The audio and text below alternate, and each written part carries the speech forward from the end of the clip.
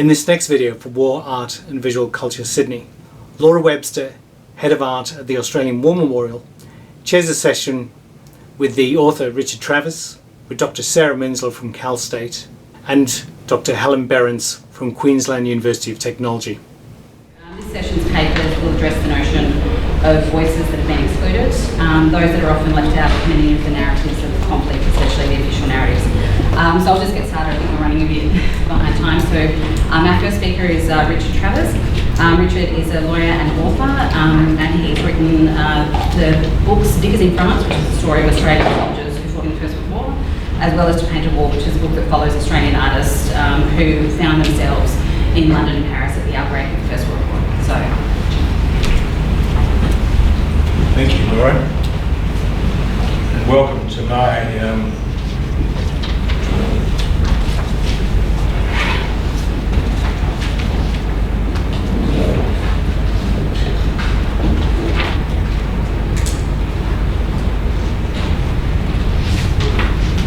welcome to my paper on war commemoration and widowhood.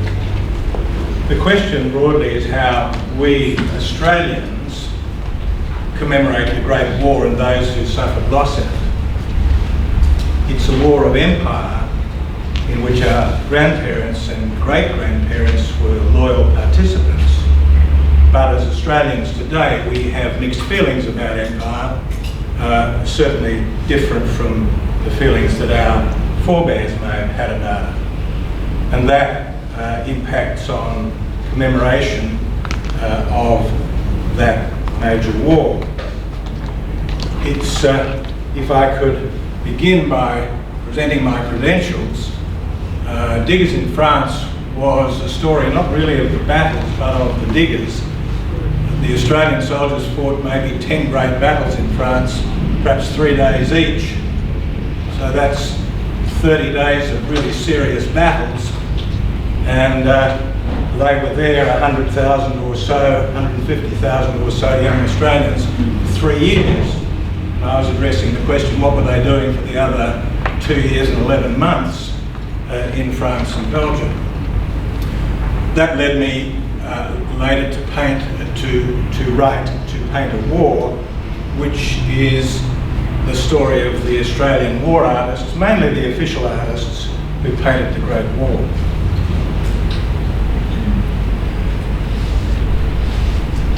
The theme of this paper is that there are varieties of grief, and the way we relate to a conflict depends largely on the manner in which we're thinking about it. So, for example, the grief of an empire for the empire's armies is one thing, whereas the grief of a school for its students who may have died in the conflict is another. And the grief of the wife for her husband who's been killed, or of the child or the father who's been killed, is yet another variety of grief. And when we talk about exclusion, often we're talking about emphasis being placed on the commemoration by the empire of its men compared to the grief that's suffered by a widow or by the children for their husbands and wives. And what sometimes appears to be exclusion is perhaps reticence about seeing somebody in their individual grief and an attempt to draw a line between that and the grief of the nation, or perhaps the grief of the empire. So when we come to grief on the imperial level, there was established in the Great War the Imperial War Graves Commission, specifically empowered to deal with the grief of the empire and the burial of its men overseas. And so Sir Frederick Kenyon was the director of the British Museum, and he was retained to advise on the way in which the overseas cemeteries should be built to commemorate the men of the empire who had died. And this was his way of looking at it, that where the sacrifice had been common, the memorial should be common as well. And the cemetery should be a symbol of a great army and an united empire. So there's some pretty fancy grammar in there, but also a concept that perhaps would not resonate today. And this idea that the cemetery should reflect the values of the empire, you can see might readily run counter to the values of the widow whose husband is buried in one of these graves. So let's see how this vision was implemented. And here is the cemetery at Tyne Cot in Passchendaele. And you see nothing more than magnificent uniformity, Kenyon's concept. And the men are buried on the field of battle side by side, comrades still, in this magnificent cemetery, and this is the largest in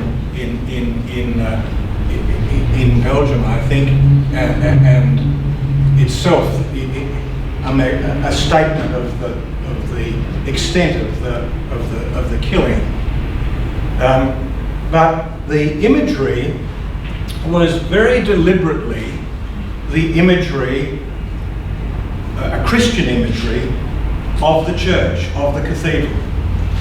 So here, this cemetery is at Etaples, another very large cemetery in the hospital town of Etaples. And you see here, all the men are buried facing the east, as they would be in a Christian cemetery. And up on the hill, on the left, on the east side of the cemetery, is the stone of remembrance in the fashion of an altar. And in that, can't really see it, but I'll show it in the next slide, but in that eastern part too, there is a Celtic cross. And all of this Christian imagery is conscious and comes from Kenyon. And it reflects a Christian empire. And so here is part of the package that sets apart all of the Commonwealth War Graves cemeteries. The altar, consciously in the shape of an altar, but thought perhaps to be slightly pagan in its imagery. The words on the altar, "Their name liveth forevermore," chosen by Rudyard Kipling, but not written by him. They come from Ecclesiasticus, not part of the Bible, but part of the Apocrypha. And the passage from Ecclesiasticus is, "Their bodies are buried in peace, but their name liveth forevermore." So Kipling shows that, and Kipling's a particularly suitable person to have done that because he lost a son in 1915, a very young son, aged 18 years old. In the background is the Celtic cross, again Kenyon's idea, giving effect to the symbol of the Christian faith and the self-sacrifice of the men who now lie beneath its shadow. And Kenyon's idea was that the cross and the altar and the well-maintained garden would be a package that would be symbolic of the British War cemetery. And don't forget, these cemeteries are not just in Belgium and France, they're also in New Guinea, in Iraq, in Africa, Greece, and with the Second War, they're spread all over the world. So this symmetry, this symbolism of empire is deeply, deeply entrenched. And yet, not everyone was Christian.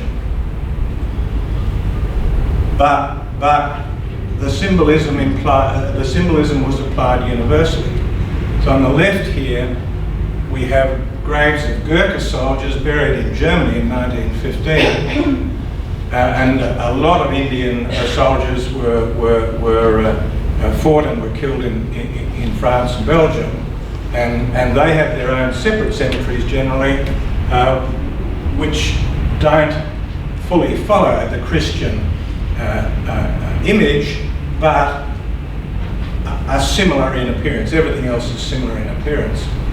On the right-hand side, at the War Cemetery at Query, near the Australian, where the Australian headquarters were in 1918, the headstone of a Jewish digger, whose name M.M. Isaacs, who served under a nom de plume as Gunner Jackson. So this choice of a Christian motive is controversial, and not everyone's approving. Not only people who were not Christian, but also you can imagine that the soldier's widow may dissent from the idea that the death of her husband was the act of a just God. And there was controversy about this at the time, but the general principle was that individual grief, the grief of the family, was a matter to be kept aside from public grief, the grief of the empire or the grief of the nation. And for the most part, individual grief should be worked out individually. The exception in the Imperial War Grave cemeteries was that each family was allowed 66 characters, it's almost like Twitter, to commemorate the death of their son. They could fit 66 characters down here at the foot of the headstone. And here is one from the Australian Cemetery at Villa-Bretonneux, which has the affecting, I think, very sad reference from the family. I mean, imagine if you're told your son is born, your son has been killed, and here you are, you must summarise his life in 66 characters. Think what a man should be. He was all that. Pretty good going if whoever drafted that idea. But that's as far as the Imperial War Graves would concede, the Imperial War Graves people would concede that individual grief had a place in the official cemeteries. So that leaves the expression of individual grief to be done separately. And Hilda Rix, whose beautiful painting appears on the front of my To Paint a War book, painting of the digger, had a most terrific, terrible but terrific war history in which she was married to an Australian officer, a beautifully handsome man, in September 1916. They had a whirlwind courtship. He took her on the first date. The first date he took her to Buckingham Palace, where the King gave him the DSO for bravery. So that's a pretty good first date, very hard to top that. And within a week they were married, and within a fortnight he was back at the front. Went back to the front, he was promoted to command his battalion, he was mentioned in General Haig's dispatches, he was killed 42 days after the marriage. And so Hilda was left alone and widowed at a ridiculously young age, and she, as you would expect of a painter, began to work through her grief with painting. And she painted this sort of thing. And one of the striking things about Hilda's paintings at this time, one of the striking things about Hilda's painting at this time is that they, unlike everything that pretty well any official war artist does, they are addressing the individual grief, they are addressing her own grief in traumatic terms. And you don't see that in very many official paintings. Similarly, she paints her husband being shot. and you don't see men being shot or very many dead bodies in the official paintings. These are surprisingly rare in that genre. And Hilda painted this as part of a triptych. On one side was the whole thing's been lost in the fire. But on one side of the triptych was a painting of their courtship and romantic young love. The middle was this one, of which there's a photograph of him being shot, and the third is the widow in her desolation. And she brought that back to Australia in 1918, and she put it on show, and she exhibited it in Sydney and Melbourne, and she offered it to all the great galleries, meaning to Sydney and to Melbourne, and she offered it to the War Museum. And Major Trelaw, who was the director of the War Museum, rejected it, saying it was of too intimate a character. It was of too intimate a character for inclusion in a public collection. And similarly, the National Gallery in New South Wales and the National Gallery in Victoria wouldn't touch these paintings, although they were her finest works.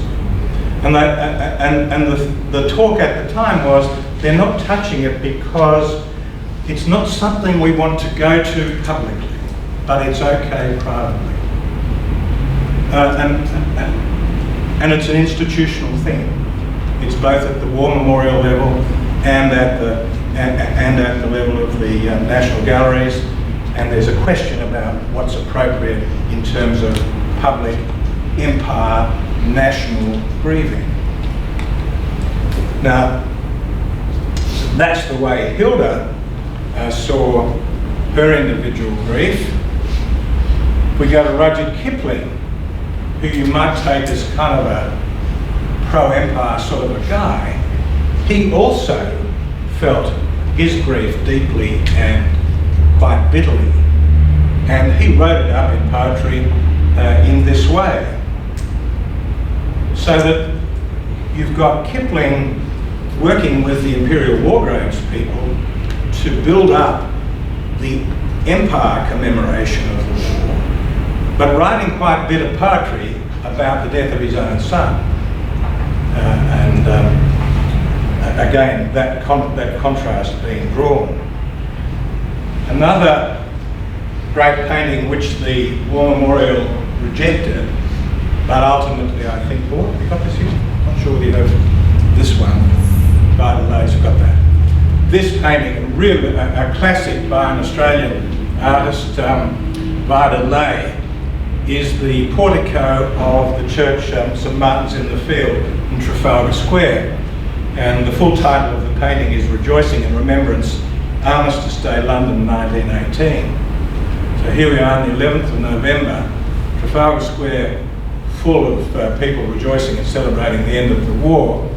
And this terrific painting of a few sad people going into the church, that beautiful, beautiful church, for a service of remembrance, in marked contrast to the people celebrating in the square. And Vidalai offered this, she actually offered to give this to the War Memorial, and they said no, but rejected it 1920s without offering an explanation. They've got it now, I think. And things have changed dramatically. This may have been a quirk of Major Trelaw's, but certainly the narrow idea that here is a memorial to celebrate battles and victories has changed, and now it's a broader form of commemoration that you see in our War Memorial. Hilda took part in a contest to provide a mural for the National Library in Melbourne. Yeah, good. The National Library in Melbourne, and the people there wanted to have a mural in the library entrance that commemorated great victories and how terrific the diggers were. But Hilda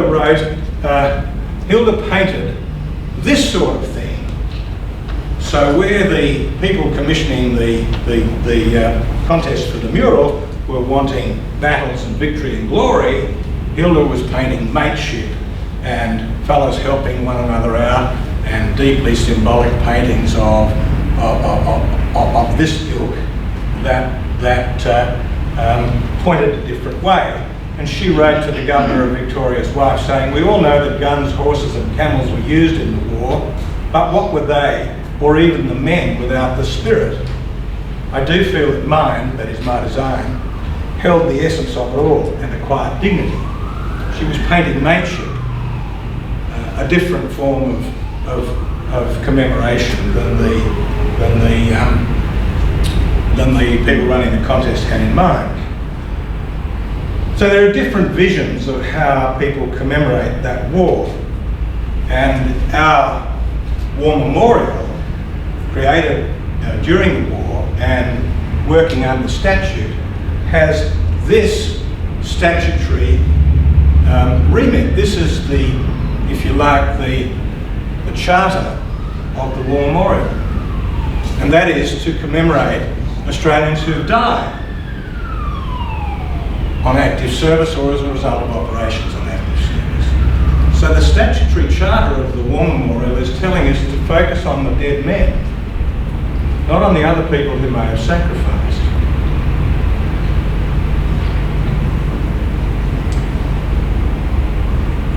Of course, today the memorial takes a broader view of this, but you would say this should be changed. To reflect a modern view of commemoration, a modern view of the way we look at empire and the way we look at that battle, that war. You would say that should change to make it to change its charter to being a memorial of Australians who have suffered or who have made sacrifices as a result of active service. It may be perhaps a symbolic thing, but it's something that I think should be done. And to contrast this view that was produced by the Australian Parliament in 1917 and still remains in the War Memorials legislation, here's what President Lincoln said towards the end of the American Civil War. In his second inaugural, he was talking about reconciliation, or reconstruction as they call it in the United States. But he challenged the Union to strive to care for those who shall have borne the battle and for his widow and his orphan. Different vision, but current at the time, in fact current 50 years before the Great War. So yes, some people are excluded, but the exclusion seems to be based on noble motives and different ideas of commemoration. And perhaps it's a shame that our parliamentarians didn't take a leaf out of President Lincoln's book when they set up the charter for the war memorial. Thank you.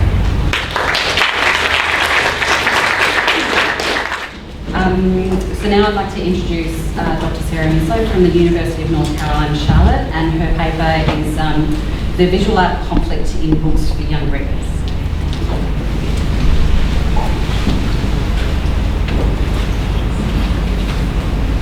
First, you may notice I have a really random accent because I'm both Australian and American, but I currently live in North Carolina, so that southern twang gets in. And I also have a terrible cold, so I'll do my best. I do not have an art history or art background. My PhD work was in children's literatures, but I do a lot of visual analysis, and I teach classes, let's see, on war and genocide in children's literature, refugees in literature and film, and child soldiers in conflict in children's literature and human rights. And I also used to work with kids, so he was like, you should come. I was like, okay. And I will say there are some quite disturbing images, so just be aware of that. As of 2016, an estimated 535 million children, nearly 1 in 4, live in countries affected by conflict or disaster, often without access to medical care, quality education, proper nutrition, or protection. The CEO of Save the Children says that children are suffering things no child ever should, from sexual violence to being used as suicide bombers. Their homes, schools, and playgrounds have become battlefields. Once people know these facts and see images such as these becoming part of their daily culture, it is important that they do not become desensitized, as Sonntag and Butler have warned could be the case, And while my job involves teaching adult students and striving to empower them to be advocates of change, I also advocate strongly for teaching children about global conflict as early as possible. Given the increase in the number of children impacted by conflict, it should not be surprising that the number of children's books about conflict has also increased. There's a handful of children's literature scholars who have written about the strategies used by authors and illustrators who produce literature of atrocity for young readers. Most of these critics have focused on the Holocaust and literature for children since it's been the most prevalently talked about in Western culture. Following Lawrence Langer's work on literature of atrocity and the need to attempt some kind of understanding, and multiple authors' attempts to do so, the scholarly criticism around representations really took hold in children's literature in the late 1990s and early 2000s. Criteria that the scholars tend to most agree on, and these are just some extra quotes, are that children's literature of atrocity should always be historically accurate, that it should avoid offering simple explanations of complex geopolitical and humanitarian issues, and that it should always take an ethical stance against war, which is problematic in its own ways. Further, some of the strategies suggested by critics are to engage in dialogue with silence, create a framework for responding to what you learn, and use distancing strategies so that young readers are introduced to issues associated with global conflict without being overwhelmed or traumatized. Historical accuracy is of most importance so as not to create what Zohar Shalvik calls zones of denial. Authors should avoid the possibility of distorting history to protect child readers. Suzanne Honeyman goes so far as to argue that denying any young person access to certain types of knowledge is an infringement, not a protection. It is robbing a person of their rightful agency. And literature of atrocity for young readers is embedded in much larger debates about essentializing children. Historical accuracy, however, does not mean that authors must include every gory detail of atrocity, but it does mean that if you do include details, they should not be altered. For instance, it would be irresponsible for an author to try to write a book about the Holocaust in which no one dies, such as the case with Let the Celebrations Begin, which is a horrendous picture. Scholar Edward T. Sullivan argues that the goal of Holocaust education is to teach the student about him or herself. Specifically, it should be about hate, the hate that is within us all, and the hateful acts of which we are capable. Of course, there is a fine line in educating children in ways that allow space for them to develop moral agency and ethical responsibility.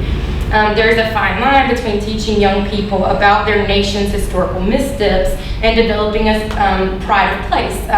And being that patriotism is, very much underlies Australian and American identity, this is something we dig into a lot more. There's a fine line in helping children understand that humans can be hateful and act hatefully towards each other, and also realizing that most people choose not to, and that they are a good person even if they sometimes feel negatively towards another person.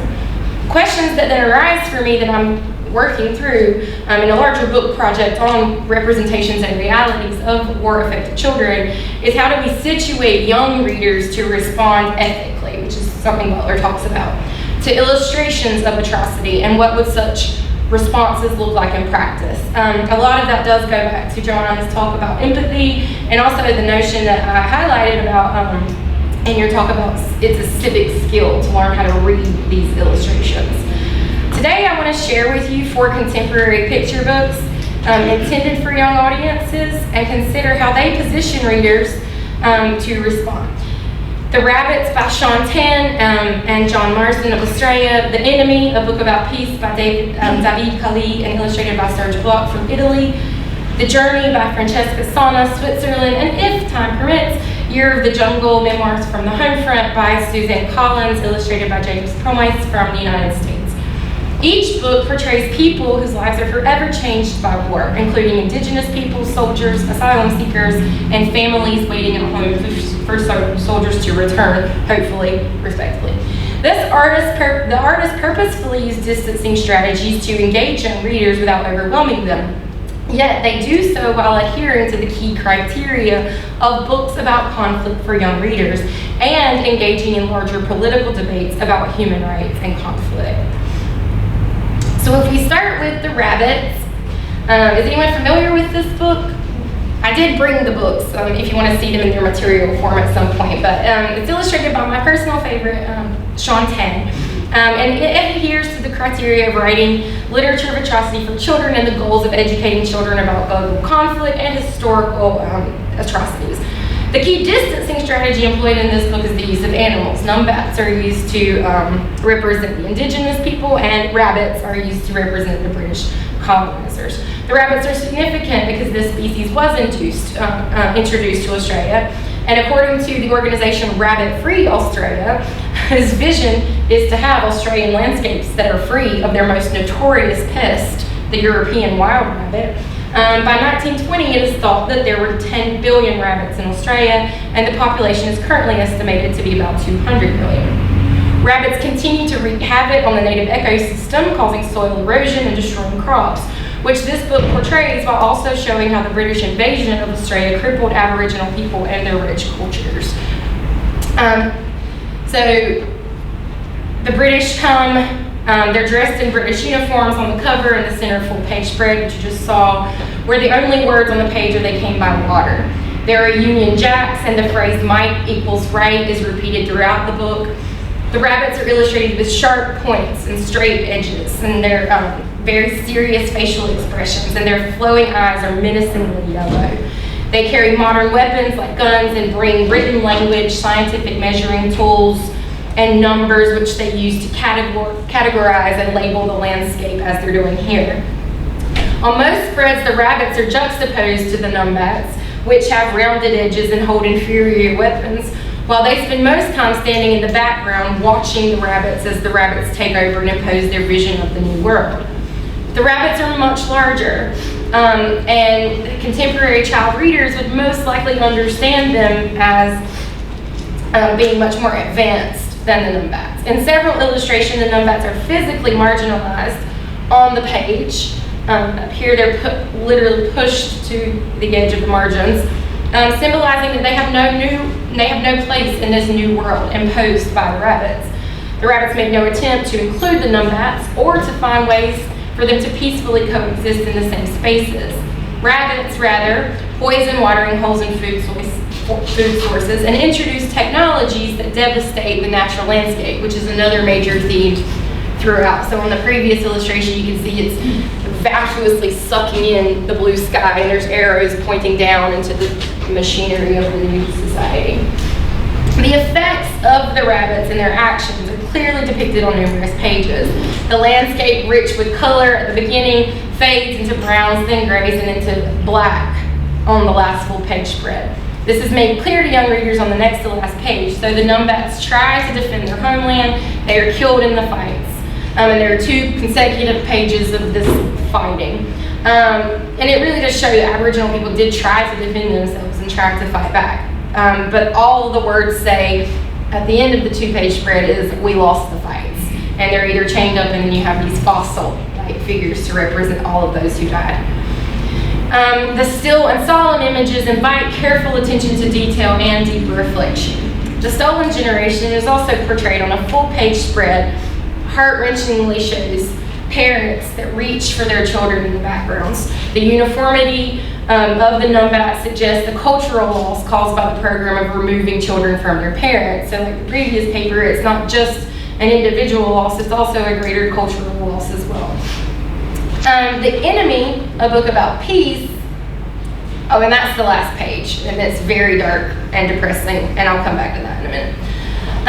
The Enemy, a book about peace, was published in 2009, and it engages child readers from the very beginning. On the first page, before you even get to the title page, it says, "Look, do you see these 2 holes? Look closer. Do you see the soldiers in those 2 holes? They are enemies." You know, and then you go into the story. The illustrations are simplistic. They're created with very scratchy black and white lines, and the only colors used are khaki green on the soldiers' uniforms and red. And of course, in this one, he's imagining the enemy coming and killing all of his family, and they're not, realistic, but you can still get a sense that children would understand what they are. The manuals that are given to the two soldiers signify their importance because they are read, and it also suggests that the contents of those manuals are dangerous. As the soldier tells readers, this manual tells us everything about the enemy. It says we must kill him before he kills us. The enemy is not a human being. Dehumanizing others and labeling them as enemies who can easily be clumped together based on limited information is part of the propaganda machine that keeps the war industry functioning. While some child readers may not link this explicitly to the greater geopolitical complexities associated with contemporary warfare, they are provided with an opportunity to see that the manual may be full of untruths. And this is when the soldiers make their way into each other's holes, and he realizes when he gets there, I think I accidentally forgot to put a picture of that, but whatever. He finds his things. The soldier is shocked to see pictures of the enemy's family and says, I didn't expect him to have a family. This is the only portion of the book in which the illustrators choose to use a real black and white photograph of human beings. And in this one, when the soldier opens the enemy's manual, he says, wait, this enemy has my face. This manual is full of lies. I am a man, not a monster. I am not the one who started this war. So there are many features of this book that make it easy to introduce young audience to this notion of war, propaganda, othering, labeling. And it also takes a clear ethical stance against war in a super didactic way, actually. But it says war is hell, and the soldiers admit to constantly being hungry, having nothing to eat, missing home, hating the rain. It's very reminiscent of E.E. Cummings and All Quiet on the Western Front. And in the middle, this soldier is just sitting in his hole looking at the stars and says, maybe if the enemy saw them, he would understand a war is pointless and it must stop. This book suitably gives a very open ending. And so this is the last page. They just had to throw a message in a bottle into each other's hole that basically says, can we just stop fighting this war? And that's it. I hope my bottle falls in his hole. And then in the book cover, on the first page, there's this uniformity, and then on the last cover, two of the soldiers are missing. And so it's a very open-ended book, and it's kind of people carry it around with them after, and they don't know if these soldiers died, if they deserted, or something else, but it encourages readers to think about what's happened and why it's happened, and to acknowledge, perhaps, that if all the soldiers didn't fight, maybe there wouldn't be war, which is really simplistic, but anyway. All right, so I'm gonna have to skip over this one for the sake of time, but we might come back to it. This is a little girl whose dad was sent to Vietnam, but this is one of my new favorites. This is The Journey by Francesca, and I'm teaching a class on refugees in literature and film at the moment. So this is the most recent. It was published in 2016, and Sana is an artist and illustrator from Switzerland, and she says she wrote this book with the help of Amnesty International because it grapples with the global refugee crisis. So as of December 2018, there are more than 68.5 million people displaced in the world. It's the most people in documented history. The majority of these people are displaced due to conflict in their homelands, and more than 50% of those who are displaced are children. Sana's moving book starts by showing us, it encourages sympathy for a family torn apart by war and displacement, and reveals many of the struggles displaced people endure. The book positions readers to develop a deep sympathy for displaced people, and we are encouraged to feel those emotions, and therefore, hopefully, that leads to empathy. The first page invites readers to identify with a nuclear family. They're at the beach, they're playing, there's a calm Black Sea, and of course the Black Sea is important there, on the right-hand side of the two-page spread. Transforms into a huge black blob on the next page, and she says that the war began. Every day bad things started happening around us, and soon there was nothing but chaos.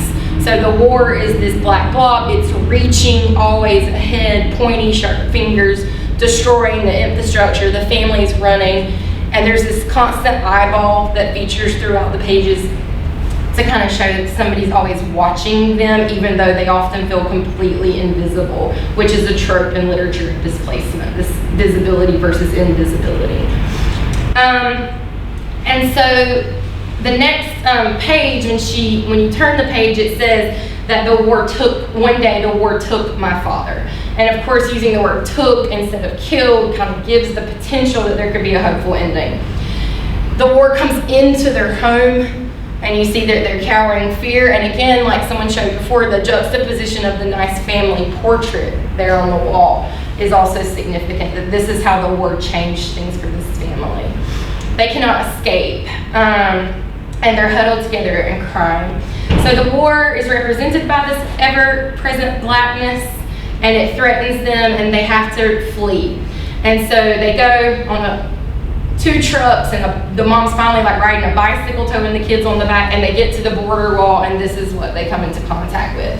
And he says, "Go back," and he just yells at them.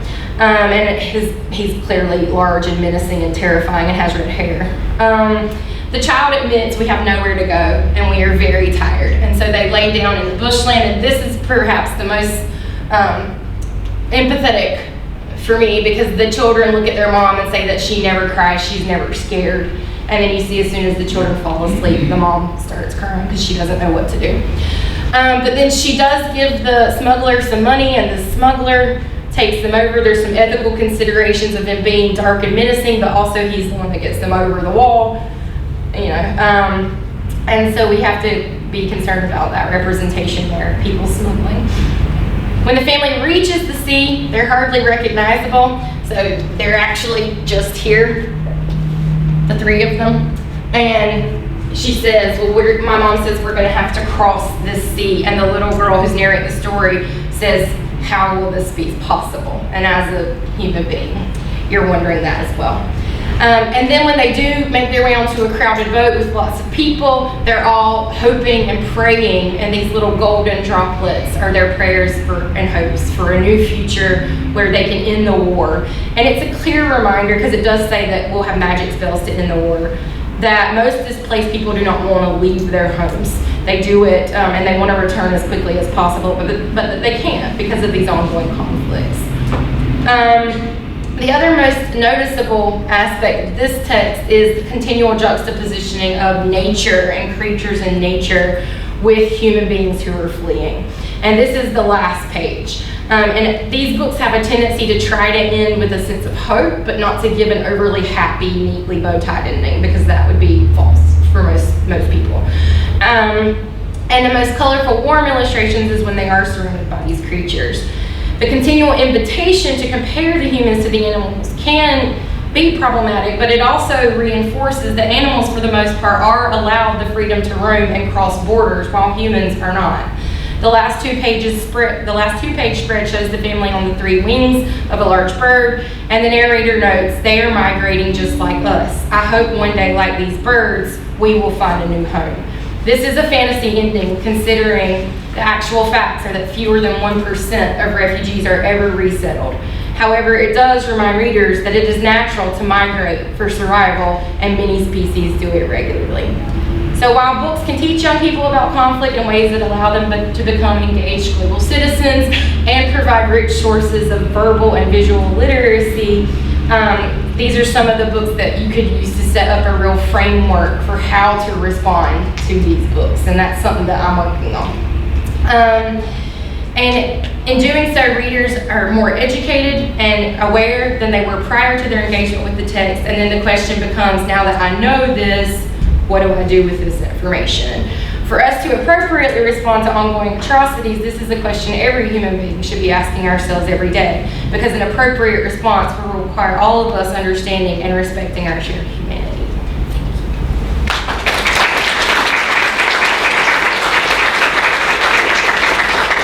Our next speaker is Dr. Helen Berents from the School of Justice, Faculty of Law, Queensland University of Technology. And her paper today is Aesthetics, Politics and Emotion, Images of Dead Children in Conflict and Crisis.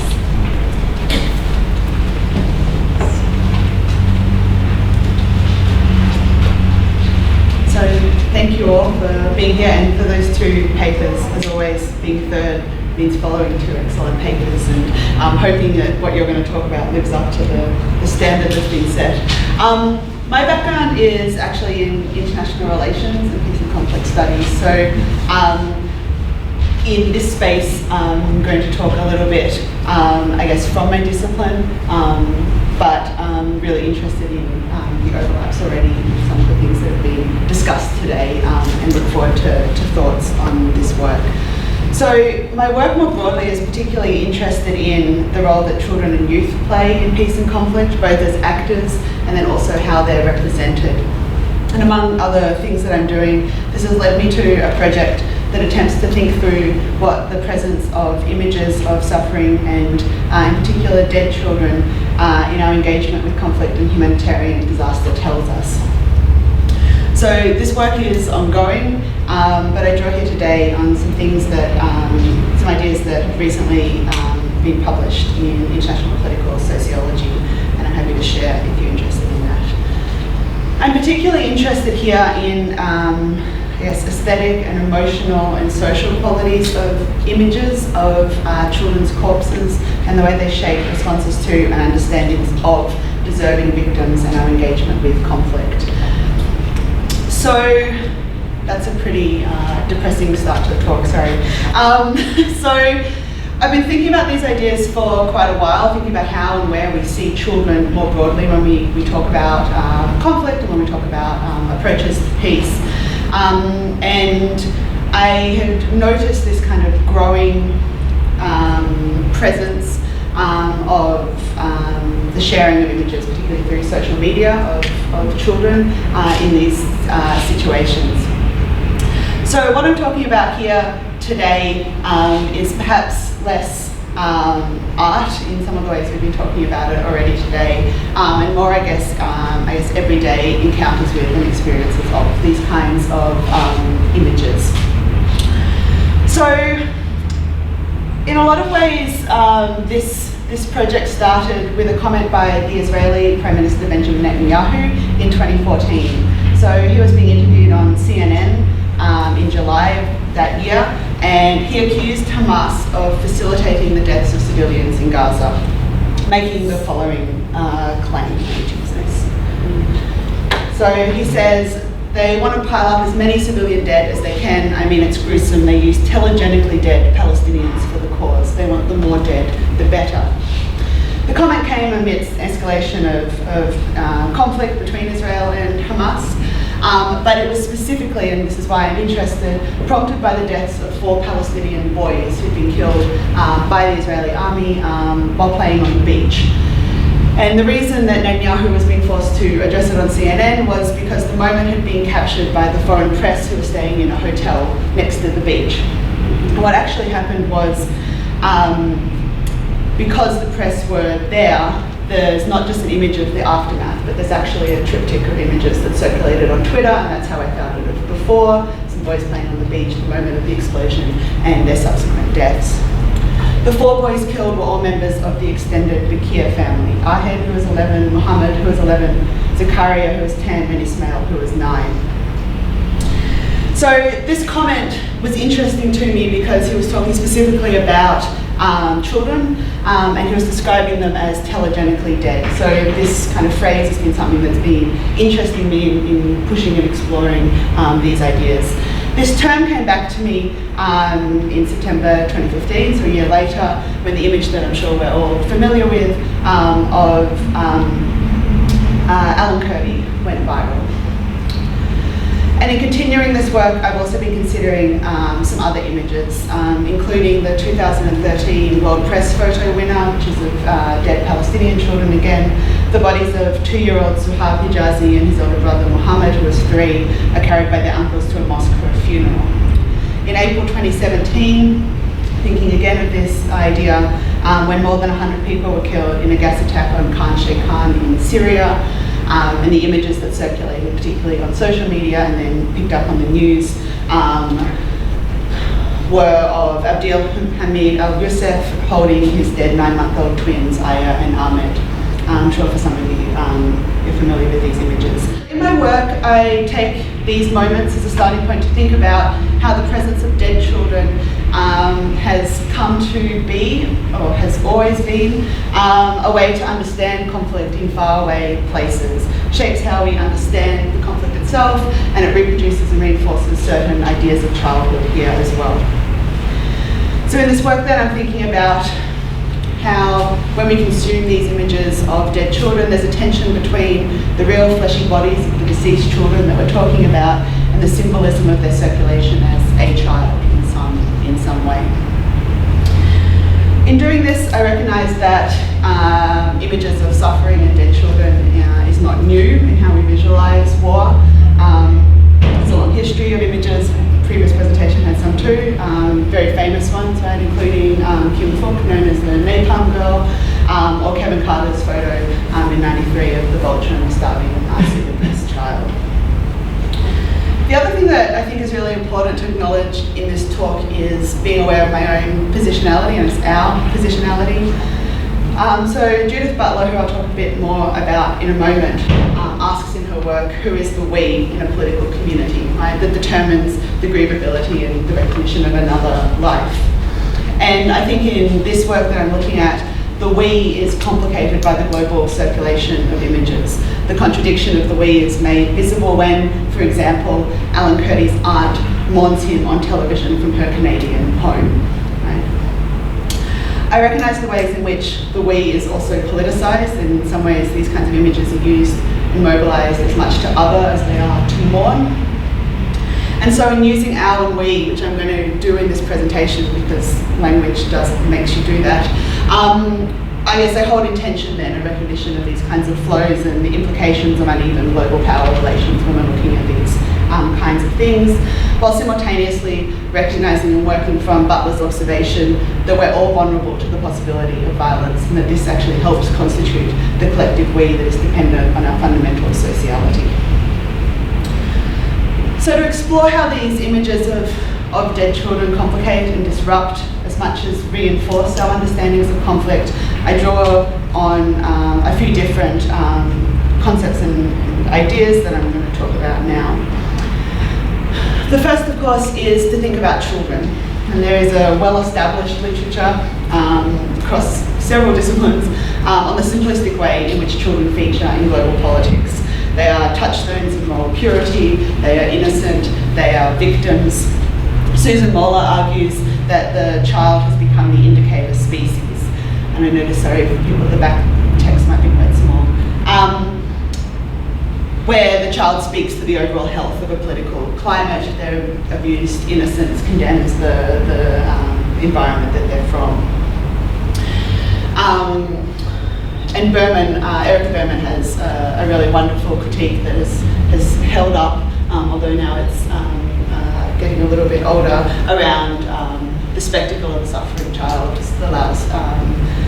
stands in for a more complex engagement with the issue. Talk about the politics of childhood a lot, but suffice to say, right, that is obviously fundamental and underpinning these kinds of things as well. The other thing I draw on in my work, and here I'm recognising that I'm talking disciplinarily here in terms of thinking about international relations, but I think more broadly as well, is thinking about dead bodies and global politics. So in IR, at least in the last few years, there's been a real growth of close, exceptional work paying attention to abject and dead bodies, which is something that IR has been pretty bad at doing. And I know that speaking to a room here, probably much more aware of bodies and embodiment than perhaps other audiences that I've talked to about this work. So there's obviously, particularly talking about the visual as well, the Abu Ghraib photos have been looked at in IR and beyond as well, around how bodies are made abject, objectified, and inscribed with power relations. There's some also really great work by Tom Gregory, who's at Auckland, who's looking at the US so-called Afghan kill team, who killed, dismembered, and photographed the body of an unarmed Afghan boy called Gulmuddin. I think these kind of things really challenge how we're thinking about pain and violence in war as well. So in focusing then on children's dead bodies here, rather than suffering children, particularly more broadly and others have done, I think that it's really important to argue for the corpse as a subject in what we're thinking about here, and not as separate to it. So to look at it, to think about the complexity of dead bodies having both emotional and evidentiary value. So in doing this then, I want to prompt us to ask specifically what these images of dead bodies of children tell us about how we the consumers of these images conceive of global crises, right? How they mediate our understandings. So then the third thing that I guess I look at is what bodies we see and what bodies are missing, and then the fourth is to think about the images themselves and how they frame, how they function as mediators of power, and the slippage between, as I say, comprehending the children in these images as real and the children as kind of symbols or icons of suffering in some way. So I'll explore those two in the time I have left. So I guess we've spoken, it's been nice in the presentation so far, a bit about bodies and embodiment, but the reality is that when we're thinking about the practices of war and state making, we often lose sight of the fleshy bodies. We're talking about the politics and the grand theory. I found this very true, as I say, working in the discipline I work in as well. And so I turned to Judith Butler in particular, as I know, as you said, others have here today as well, particularly Precarious Lives in 2004 and Frames of War in 2010. As I'm sure many people in the room know, Judith Butler talks about the grievability of the human life as differentiated. So she draws attention to this difference by asking, as I said at the start, who is recognised as the we. And the importance of that is because the we of the political community allows us to ask whose lives are considered valuable, whose lives are mourned, and whose lives are considered ungrievable. A life that is not grievable, according to Butler, to quote her, is because it has never lived, that is, it's never counted as a life at all. And so I think what the images, particularly of children here, do is offer a witnessing, right, that disrupts that ungrievability and invisibility.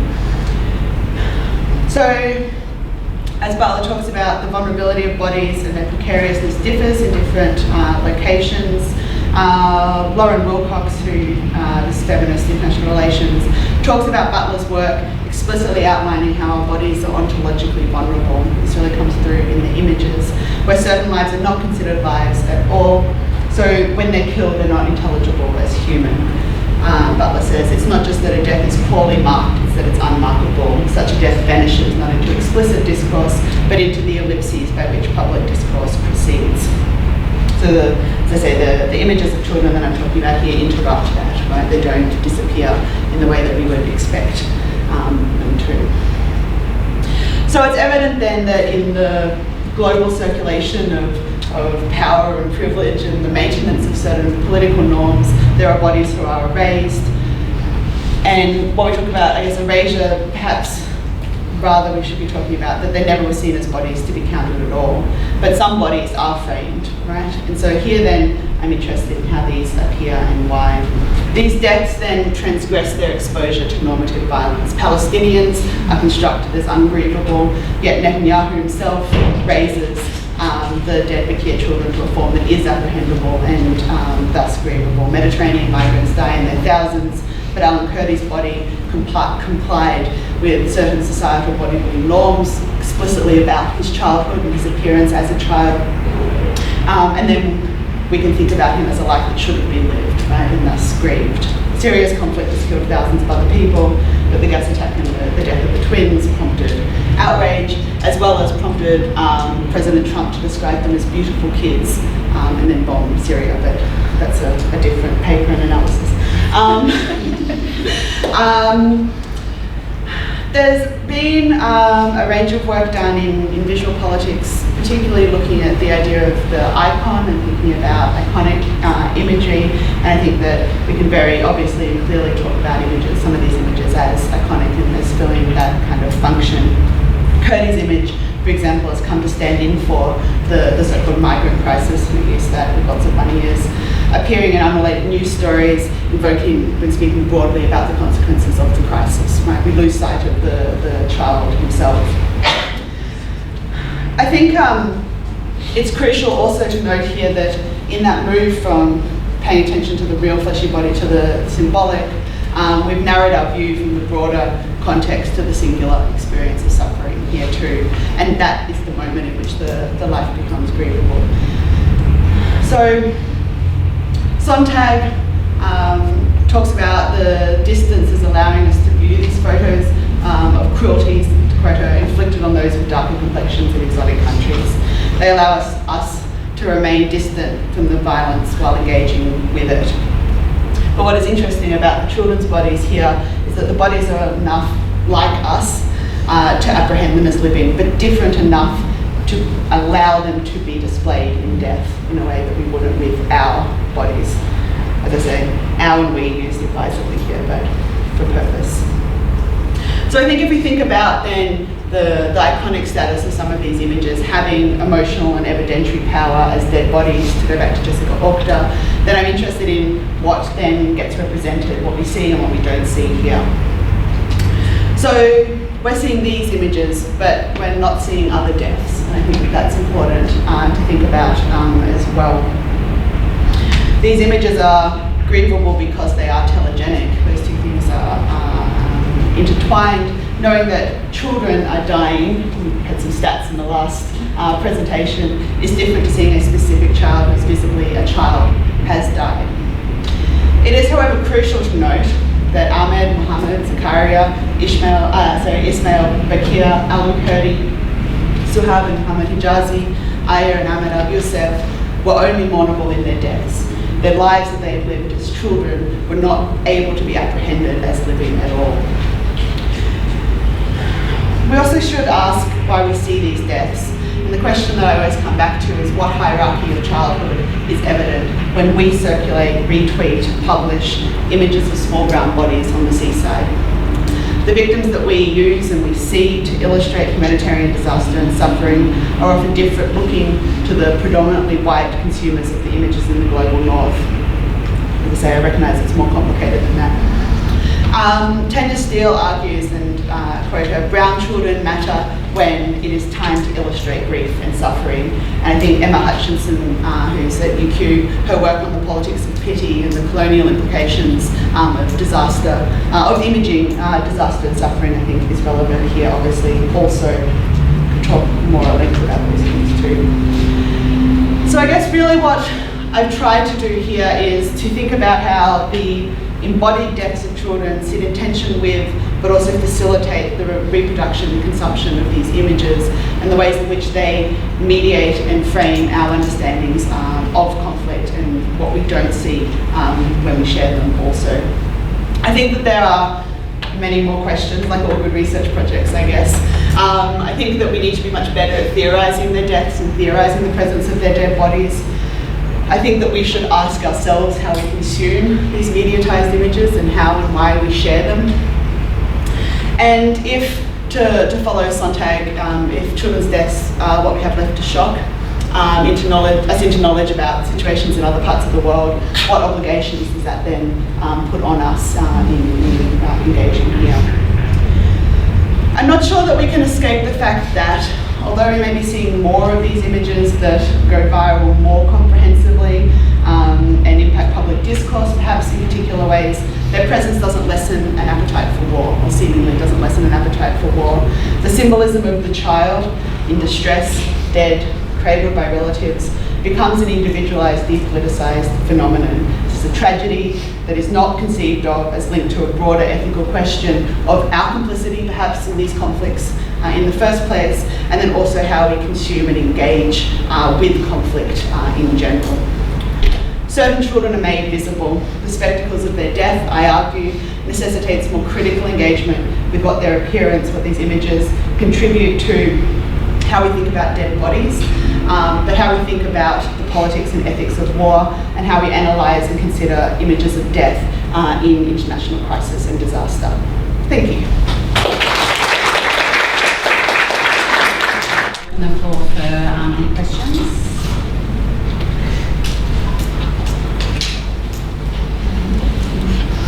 I've got one for Sarah and one for Helen. With Sarah, with the children, you didn't mention a kind of age group whereby there might be a more optimal time to introduce this sort of literature. And going by what you showed, they're actually geared for not terribly sophisticated readers, as in being able, a big vocabulary. So they seem to me to be geared towards young children. But developmentally, how do some of these things actually correlate in terms of what the author is trying to do? So that's my question to you. Helen, I've heard you speak before. Always very... No, it was very interesting. I've read that book by Abu Sayyaf called The Drone Eats With Me. So he's a Palestinian, he's in Gaza, and it's a diarised sort of telling of the bombardment of Gaza in 2014. And like you, he named, and I know you're very careful to do this, to always give the children a name so that they are identified not just by their bodies but by their names, because there's not much else that you can do, really. But in that book, he goes through daily and talks about the various families and family members and friends and people they know who've been killed. And at the bottom of the page, he puts their names. And I was reading through it, and I think I'd heard you speak about the children who'd been killed on the beach. And then that was just one of the many incidences where children were killed over that period of time. So I suppose in the book, and he attempts to give names to everybody. So there's a book is different to a photograph, but it made me think more about, well, this is just one snippet of a story, and it's probably more of a reflection, but it disturbed me. In terms of developmental readings, there is a big debate about it, especially between like children's lit scholars and education scholars, that sort of thing. And there are books that personally I would recommend for kids as young as, say, 7 or 8 years old. The reality is it always comes back to the child. And if it's a specific child reader, if it's my nephew, I'm more in tune to what he could handle than if it's like a room full of second graders, right? But a lot of them are, the authors or even the publishers will kind of make recommendations, and it'll be like 8 to 12 years old. And it might seem that, say, something like The Enemy is pretty simple and it doesn't require literacy or whatever, but it does require reflective, abstract thought and thinking. But to start people at a younger age doing that or practicing those kinds of things is a good idea, I think. But like The Rabbits was actually taught in HSC curriculum here in Australia for a while. So it was years 11 and 12. Mm-hmm. But it has a lot of rich symbolic detail in it when you really dig into it that some of the others don't. I think it's a good observation. I think we can think about what gets left out, of whether it's a painting or a photograph or whatever, right? What else gets left out, and how even when we try and, as we say, try and name them and give them an identity, they're still standing in for, right, this much bigger group of people who have died and children who have died. And I guess the space is different, right, in the book to an image, so what kind of object. But it's an interesting reflection, thank you. Thanks, really enjoyed the 3 papers. Just 2 very quick, really for you to say a little bit more. For Sarah, you started near the beginning of your talk, you said how it's problematic, obviously you said, to take an anti-war stance in these books. And I thought that was ironic, given that you concluded with cherished humanity. So I just really want to push you a little bit about why you're saying those things.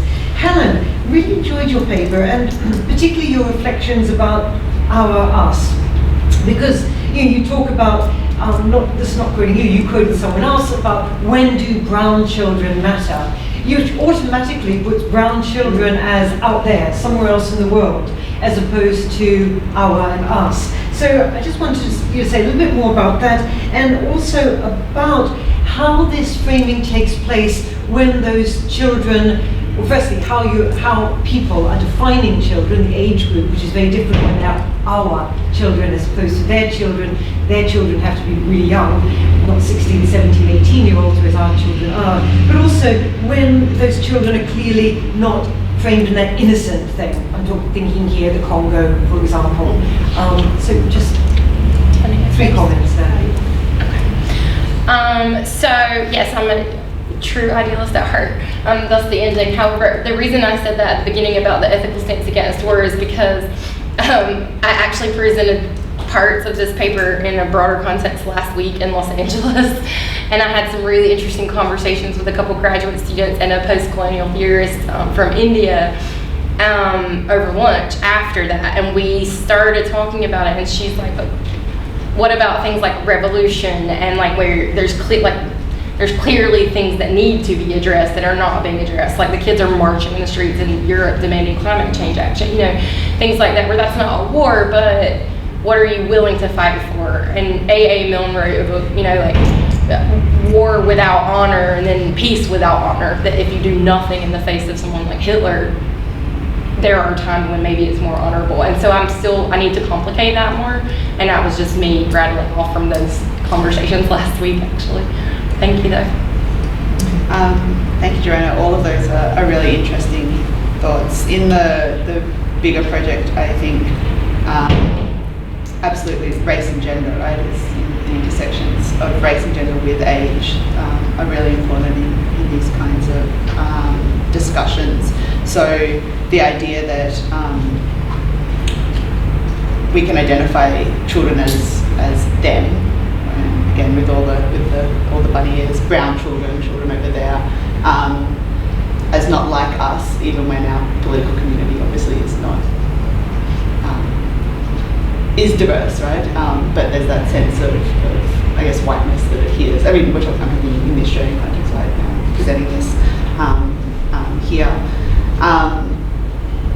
I think the other thing that complicates it is, as I said at the start, that reflection of Alan Kurdi's aunt, who was on TV really strongly kind of challenging the way in which he and his father and mother and brother, who also died, but we don't see the images of them too, were being characterised and talked about, right? So that challenge comes from within our political community, but about people who are meant to be over there.